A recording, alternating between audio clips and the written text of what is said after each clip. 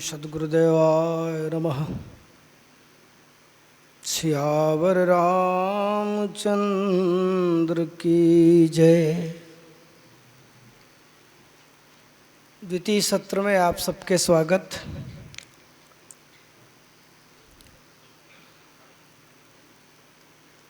कार्यशाला के जेन उद्देश्य है,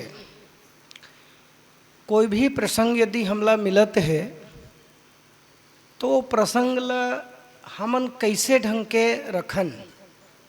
आपके बीच अभी प्रसंग के सरलार्थ, भावार्थ, विभिन्न कांड से होकर समन्वय और जनमानस में एक अर्जन प्रभाव है, ये सारी बात आपके बीच रखेगी।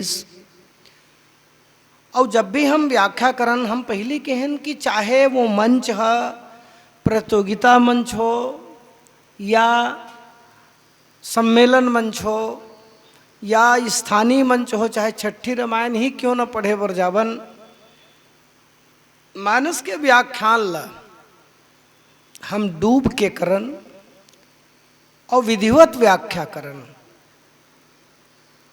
तब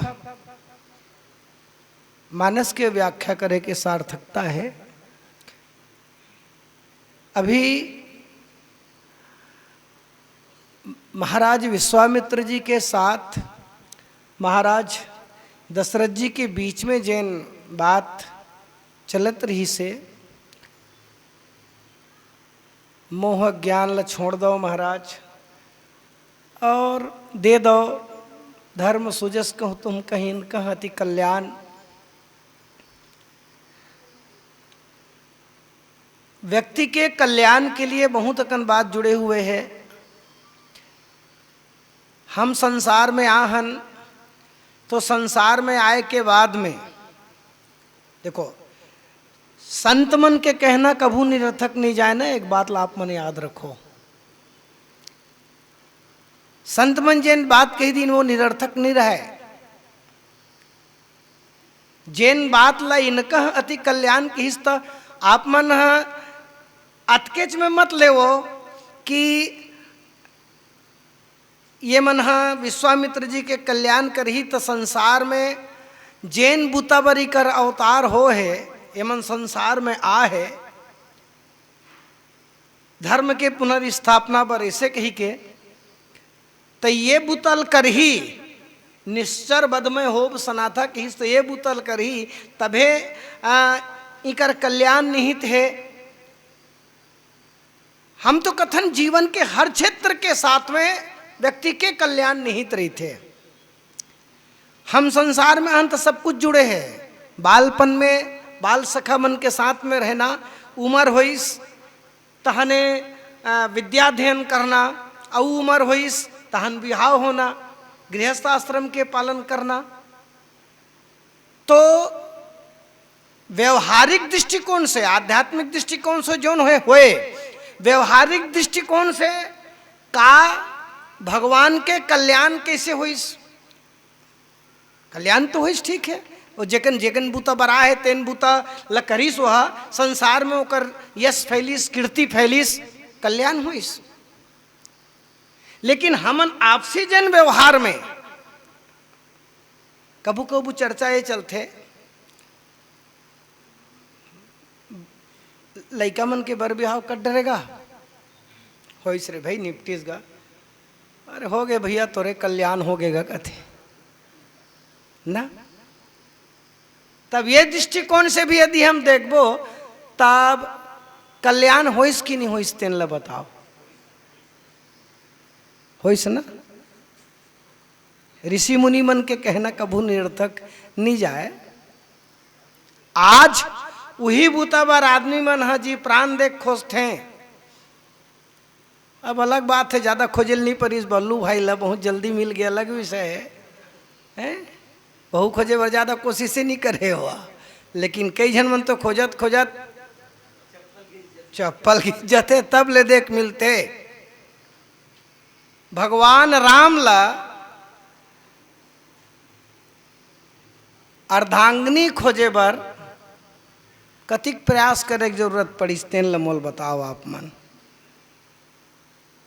भाई देखो, धनुष यज्ञ में धनुष भंग करना वो अलग विषय है, तो वो में प्रयासे कहाँ करे है जी।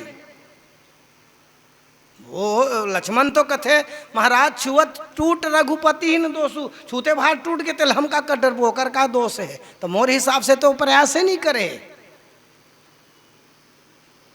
तो विश्वामित्र महामुनि ज्ञानी के जैन कथन है,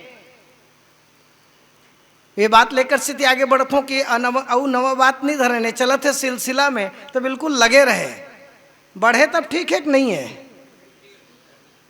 कि दूसरा चलन ना ठीक।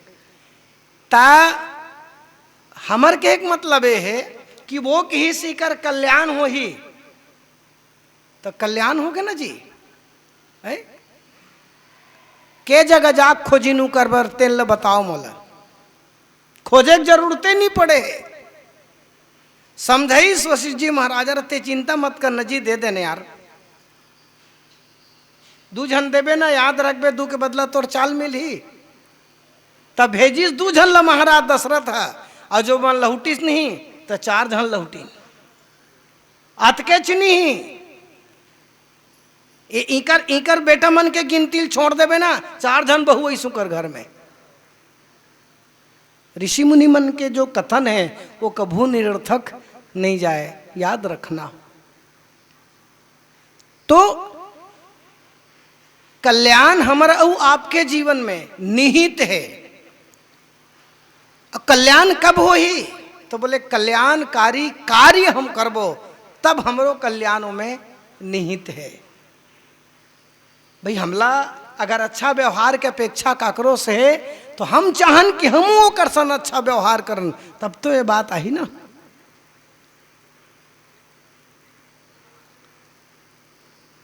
महाराज विश्वामित्र जी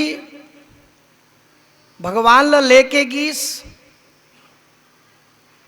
और ओकर बाद में मुनि के कार्य करिस, यज्ञ रक्षा करिस, संसार के लिए कल्याणकारी कार्य तो हो गए, रघुकुल के लिए कल्याणकारी कार्य हो गए। ये हरे सत्कर्म के प्रमाण। आप लानते हो कहीं जाए की जरूरत नहीं है, ये प्रमाण हरे कि हम यदि अच्छा कार्य करथन तो हमार संग हमेशा अच्छा हो ही, हमार संग बहुत बढ़िया हो ही। अवरोध ऐस, आपत्ति ऐस हूं मैं, लेकिन वो आपत्ति कैसे टलिस पता ही नहीं चलिस। परशुराम जी है बीच में आइस, तो वो काय वह बाधा न है, काय वह भाई महाराज जनक जी के एक संकल्प रही से कि भाई जेन हा ये धनुष ला का कर ही कह रही से कहाँ कहेगा, चलो उठाल के है जी वाला है ना, ओकरे सन बिहाव हो ही। तब कोई भी पिता है अपन बेटी बर बढ़िया वर के चाह रखते में कोई दो मत नहीं है। और सामान्य भाषा में हम कही देन कि काकरो बेटी है कैसनो बदसूरत से बदसूरत क्यों न रहे, हर पिता अपन बेटी बर कलेक्टर दमान खोजते। हाँ, महाराज जनक जी अगर अपन बेटी बर बढ़िया दमान बलशाली दमान के अपेक्षा रखिस तो का गलत करिस। अच्छा, ओकर अनुरूप कार्य हो भी गे, और जब होइस तो परशुराम जी के आना ये का है। देखो, जैन कार्य भगवान राम के द्वारा हो है और भगवान के द्वारा हो है, तो ओकर बाद में परशुराम जी महाराज के आना, जब कोई भी प्रसंग या कोई भी पात्र के संबंध में आपके बीच बात आते है, वो आप रखना है, तो एक निवेदन आपके बीच रखूं। चूंकि ये कार्यशाला हरे विधिवत हम व्याख्या करथन मंच में तैसन व्याख्या हम आपके बीच नहीं रखथन। हम व्याख्या जब करना है आप मंच में बैठ करके तो कैसे करना चाहिए ये बात आपके बीच रखे जाते हैं। तो हम जब भी कोई भी पात्र के संबंध में बात रखथन तो आपके बीच में निवेदन करूं कि वो पात्र के आप परिचय दे दो। अब मान लो परशुराम जी के संबंध में आ गए, तो परशुराम जी कौन है, परिचय आप रखो। परशुराम जी कौन है? तो बोले परशुराम जी। व्यवहार के दृष्टिकोण से परशुराम जी कौन है? तो बोले जमदग्नि रेणुका के बेटा है। दूसरी बात, परशुराम जी यदि आध्यात्मिक दृष्टिकोण से यदि हम देखना चाहबो तो कौन है? तो बोले हमर और आपके जिंदगी के अहंकार हरे। अब परशुराम ला अहंकार कहा था, तो कौन अहंकार है परशुराम जी? तो बोले 3 तरह के अहंकार के चर्चा रामचरितमानस में है। परशुराम जी महाराज सात्विक अहंकार आए। 3 अहंकार है, एक सात्विक अहंकार, दूसरा राजसिक अहंकार और तीसरा तामसिक अहंकार। रामचरितमानस में 3 अहंकार है और तीनों अहंकार ला ठीक कैसे करे जाते एक बात याद रखो। सात्विक अहंकार ला केवल अपन ताकत के एहसास करायल पड़ते।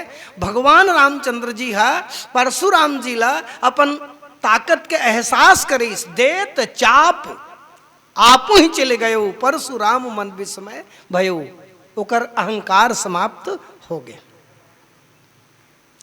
दूसरी बात, राजसिक अहंकार के चर्चा थे तो किष्किंधा कांड में आप ला राजसिक अहंकार देखे बर मिली, वो हरे महाराज बाली। और राजसिक अहंकार ला ठोकर देल पड़ते, जब तक एक आध कनी चोट नहीं मारबे तब तक के वह ठीक सोच होने वाला नहीं है।